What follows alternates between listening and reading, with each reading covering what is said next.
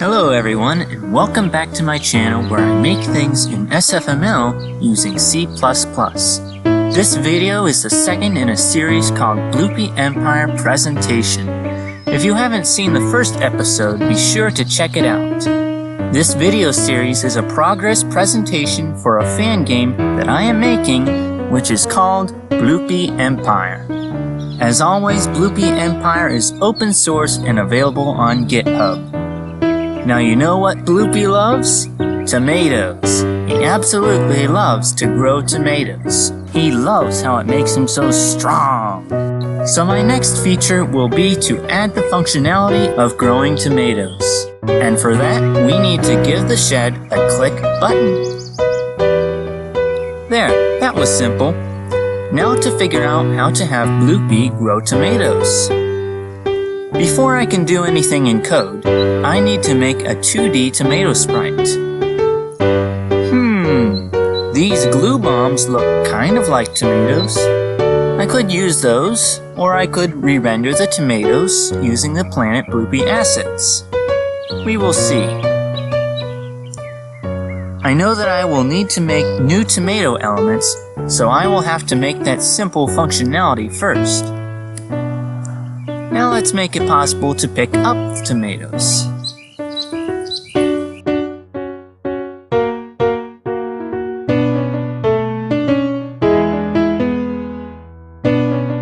I see some visual artifacts due to the sprite smoothing mode, so I will have to crop the rect some. Now to figure out a way to display the tomato growing stages. Oops, looks like I forgot to set the texture rect. But first I'll need to draw the growing animation and load that into the game.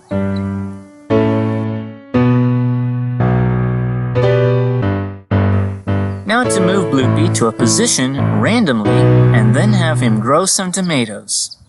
It seems to be making some good progress now, but of course, Blupi shouldn't be growing tomatoes underwater. Those plants should be turning into tomato harvests when they're done. That looks nice. But now I should fix the tomatoes so that they don't float. I noticed Blupi works on growing tomatoes for a while, but then he stops. Blupi, you gold bricker! I also see that while the tomatoes are growing, Blupi does absolutely nothing. Makes me feel like he's being wasted by having him there, because it looks like those plants can grow on their own. That's why I need to add an animation to Blupi while the plant is growing, possibly of him watering the plant. After some messing around with the original Planet Blupi 3D models, I rendered the animation of Blupi using his watering can. Now Blupi can actually do something useful while the tomatoes are growing. The next thing I decided to do was to completely ditch the idea of having tomatoes in different places. I just didn't like how much space was wasted. So to solve this, I had Blupi grow and place tomatoes in one spot near the shed. Well, that's an issue. With the grouped elements counter, that number that is above the elements, the game gets terrible lag, which will be amplified across networking. But without the counter, you can't tell if there's one tomato pile there or 200. I think it's time I fix this code once and for all. This code has been touchy in the past, and I feel it is time to fix it properly and to optimize it. The issue lies in having nested for loops. When you have 200 elements, and each element checks 200 other elements, the total of loops is 200 times 200. That's 40,000 loops. A lot. I won't bore you with the technical jargon that I use to fix the lagging, but to summarize, I don't understand it either. Imagine that.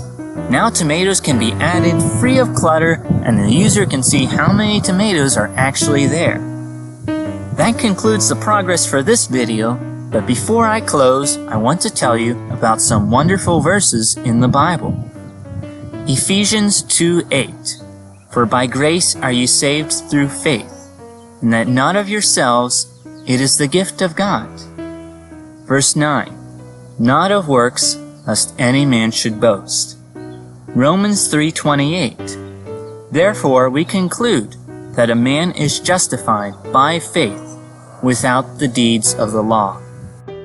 Thanks for watching. If you like this video, please subscribe and hit that bell so you'll be notified when I release new videos about the fun things I get to work on. Goodbye for now.